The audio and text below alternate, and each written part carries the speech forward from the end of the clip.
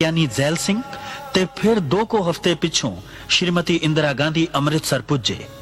उन्हां हरमंदर साहब विच मत्था टेकिया ते अकाल तख्त साहब ते होर इमारतां नूं होए नुकसान दा जायजा लिया। उन्हां ने तबाह होए अकाल तख्त दी मुरम्मत करवा के फौजी कार्रवाई उपर पर्दा पा देण दा फैसला कर लिया। उन्हां दा ख्याल सी कि जदों तक तबाह ते बर्बाद होया अकाल तख्त सिखां दियां अखां सामने रहेगा, ओ ये गल नहीं भुल सकणगे कि उन्हां दे इस पावन पवित्र स्थान नूं भारती फौजां ने ऑपरेशन ब्लू स्टार दे दौरान तबाह कीता सी।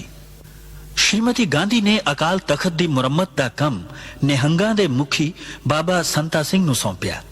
सिख भाईचारा ते खास करके खाड़कू नौजवान टठे होए अकाल तख्त साहब दी उसारी दा कम संगतां दे सहयोग नाल करना चाहुंदे सन। ਇਹ ਤਖਤ ਹੈ ਜਿਸ ਨੂੰ ਕਦੇ ਭਾਈ ਗੁਰਦਾਸ ਤੇ ਬਾਬਾ ਬੁੱਢਾ ਨੇ ਬਣਾਇਆ ਸੀ। ਇਹ ਉਹ ਤਖਤ ਹੈ ਜਿਸ ਨੂੰ ਕਦੇ ਬਾਅਦ ਵਿੱਚ ਪੰਜਾਂ ਪਿਆਰਿਆਂ ਦੀ ਸਰਪ੍ਰਸਤੀ ਹੇਠ ਬਣਾਇਆ ਗਿਆ ਸੀ। ਉਸ ਰਵਾਇਤ ਨੂੰ ਕਾਇਮ ਰੱਖਣਾ ਹੈ। ਕਿਸੇ ਇੱਕ ਮਨੁੱਖ ਨੂੰ ਕੋਈ ਹੱਕ ਨਹੀਂ ਆਪਣੀ ਮਰਜ਼ੀ ਨਾਲ ਤਖਤ ਬਣਾਉਂਦਾ ਫਿਰੇ। ਜਿਹੜਾ ਅਕਾਲ ਤਖਤ ਤੋਂ ਛੇਕਿਆ ਗਿਆ ਹੈ, ਪ੍ਰਵਾਨ ਹੀ ਨਹੀਂ ਕੌਮ ਨੇ ਕੀਤਾ, ਉਹਦਾ ਤਖਤ ਬਣਾਇਆ, ਕੌਮ ਕਿਵੇਂ ਪ੍ਰਵਾਨ ਕਰ ਲਏਗੀ? ਇਹ ਕਦੇ ਹੋ ਹੀ ਨਹੀਂ ਸਕਦਾ। ਨਿਹੰਗ ਸੰਤਾ ਸਿੰਘ ਦੁਆਰਾ ਮੁਰੰਮਤ ਕੀਤੇ ਗਏ ਅਕਾਲ ਤਖਤ ਨੂੰ ਸਿੱਖ ਜਗਤ ਨੇ ਪ੍ਰਵਾਨ ਨਾ ਕੀਤਾ ਤੇ ਉਹਨਾਂ ਨੇ ਅਕਾਲ ਤਖਤ ਦੀ ਉਸ ਇਮਾਰਤ ਨੂੰ ਢਾਹ ਕੇ ਆਪਣੇ ਖੂਨ ਪਸੀਨੇ ਤੇ ਮਿਹਨਤ ਨਾਲ ਨਵੇਂ ਅਕਾਲ ਤਖਤ ਦੀ ਸਿਰਜਣਾ ਦਾ ਕਾਰਜ ਸ਼ੁਰੂ ਕਰ ਦਿੱਤਾ। ब्लू स्टार ऑपरेशन तो बाद पंजाब दे पिंडां विचों कथित आतंकवादी नौजवानां नूं पकड़न ते उन्हां दी अलख मुका देण दा अभियान शुरू कर दिता गया। इस नूं वुड रोज ऑपरेशन दा नाम दिता गया।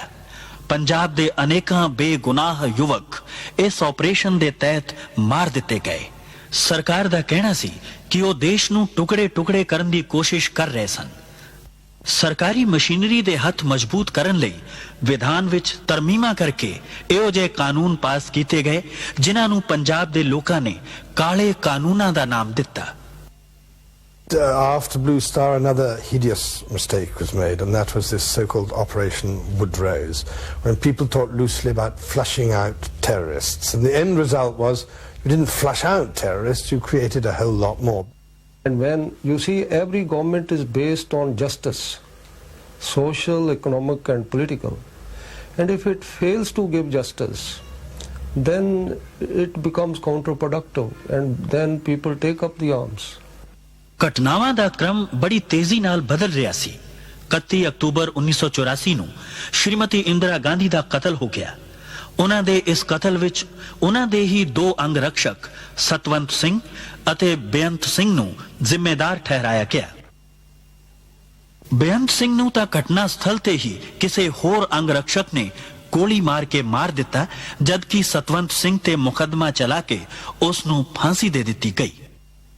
ਜਦੋਂ ਇਸ ਘਟਨਾ ਬਾਰੇ ਬੇਅੰਤ ਸਿੰਘ ਦੀ ਪਤਨੀ ਬਿਮਲ ਖਾਲਸਾ ਕੋਲੋਂ ਪੁੱਛਿਆ ਗਿਆ ਤਾਂ ਉਹਨਾਂ ਨੇ ਕਿਹਾ, ਦਰਬਾਰ ਸਾਹਿਬ ਦੀ ਬੇਅਦਬੀ ਤੋਂ ਬਾਅਦ, ਅਟੈਕ ਹੋਣ ਤੋਂ ਬਾਅਦ ਹਰੇਕ ਸਿੱਖ ਦਾ ਹਿਰਦਾ ਜਿਹੜਾ ਸੀ ਦੁਖੀ ਸੀ।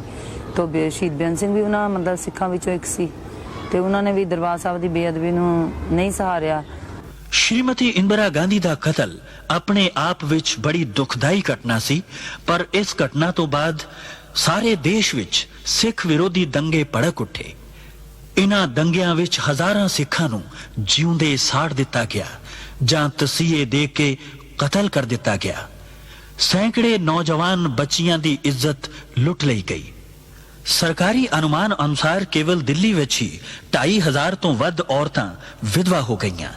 ਇਨ੍ਹਾਂ ਦੰਗਿਆਂ ਦਾ ਬਹੁਤਾ ਪ੍ਰਕੋਪ ਦਿੱਲੀ ਤੋਂ ਇਲਾਵਾ ਕਾਨਪੁਰ, ਇੰਦੌਰ, ਬੁਖਾਰੋ ਤੇ ਭਾਰਤ ਦੇ ਹੋਰ ਕਈ ਸ਼ਹਿਰਾਂ ਵਿੱਚ ਬੜਾ ਭਿਆਨਕ ਸੀ। ਸਾਰੇ ਦੇਸ਼ ਵਿੱਚ ਸਿੱਖਾਂ ਦੀ ਅਰਬਾਂ ਰੁਪਏ ਦੀ ਸੰਪत्ति ਤਬਾਹ ਕਰ ਦਿੱਤੀ ਗਈ। ਕੇਵਲ ਦਿੱਲੀ ਵਿੱਚ ਹੀ ਸੈਂਕੜੇ ਗੁਰਦੁਆਰਿਆਂ ਨੂੰ ਅੱਗਾਂ ਲਗਾ ਦਿੱਤੀਆਂ ਗਈਆਂ ਤੇ ਹਜ਼ਾਰਾਂ ਪਾਵਨ ਪਵਿੱਤਰ ਬੀੜਾਂ ਜਲਾ ਕੇ ਰਾਖ ਕਰ ਦਿੱਤੀਆਂ ਗਈਆਂ। ਦੰਗਾ ਕਰਨ ਵਾਲੇ ਇਹ ਭੁੱਲ ਗਏ ਸਨ ਕਿ ਜਿਸ ਗੁਰੂ ਗ੍ਰੰਥ ਸਾਹਿਬ ਨੂੰ ਸਿੱਖਾਂ ਦਾ ਗ੍ਰੰਥ ਸਮਝ ਕੇ ਸਾੜਿਆ ਜਾ ਰਿਹਾ ਹੈ, ਉਸ ਵਿੱਚ ਭਗਤ ਕਬੀਰ, ਭਗਤ ਰਵਿਦਾਸ, ਭਗਤ ਨਾਮਦੇਵ, ਰਾਮਾਨੰਦ ਅਤੇ ਬਾਬਾ ਫਰੀਦ ਦੀ ਵੀ ਬਾਣੀ ਦਰਜ ਹੈ, ਜਿਸ ਨੂੰ ਲੱਖਾਂ ਸਿੱਖ ਹਰ ਰੋਜ਼ ਮੱਥਾ ਟੇਕਦੇ ਤੇ ਸਤਿਕਾਰ ਦਿੰਦੇ ਹਨ। ਗੈਰ ਸਰਕਾਰੀ ਅਨੁਮਾਨ ਅਨੁਸਾਰ ਇਨ੍ਹਾਂ ਦੰਗਿਆਂ ਵਿੱਚ 20,000 ਦੇ ਕਰੀਬ ਸਿੱਖ ਮਾਰੇ ਗਏ ਸਨ।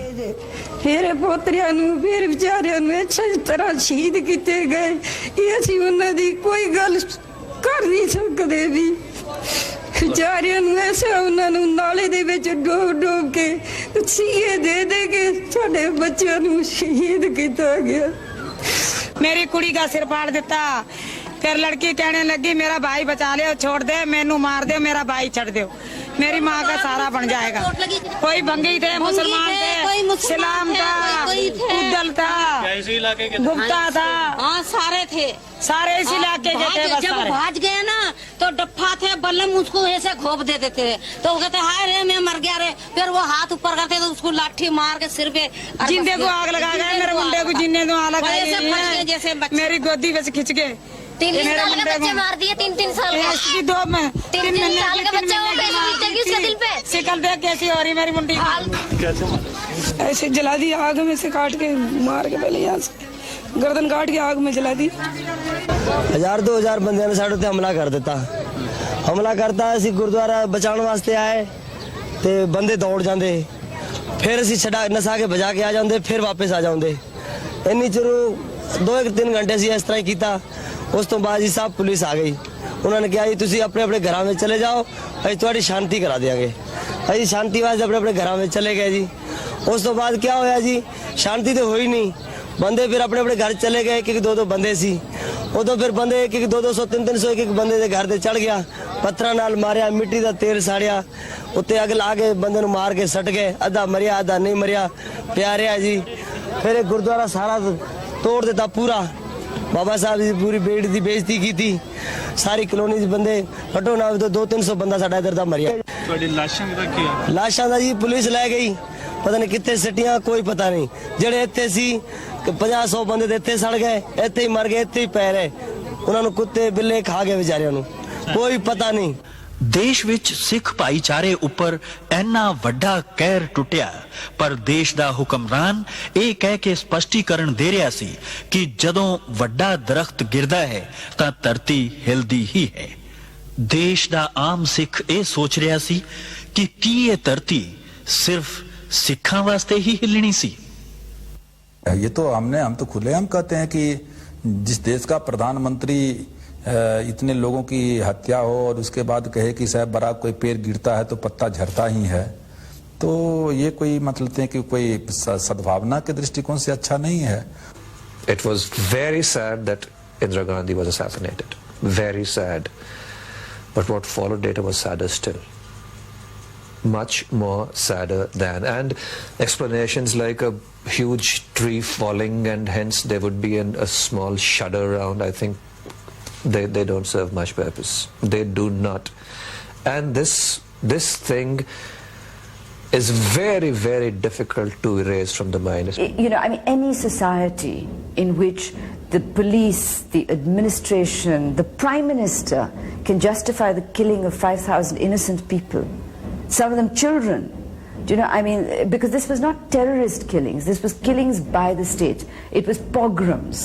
And you know, I mean, that's what we're paying for now, because you've totally alienated an entire community. ਇਨ੍ਹਾਂ ਸਿੱਖ ਵਿਰੋਧੀ ਦੰਗਿਆਂ ਵਿੱਚ ਬਹੁਤ ਸਾਰੇ ਹਿੰਦੂ ਪਰਿਵਾਰਾਂ ਨੇ ਆਪਣੇ ਆਪ ਨੂੰ ਖਤਰੇ ਵਿੱਚ ਪਾ ਕੇ ਅਨੇਕ ਸਿੱਖ ਪਰਿਵਾਰਾਂ ਦੀ ਜਾਨ ਬਚਾਈ। ਮੇਰੇ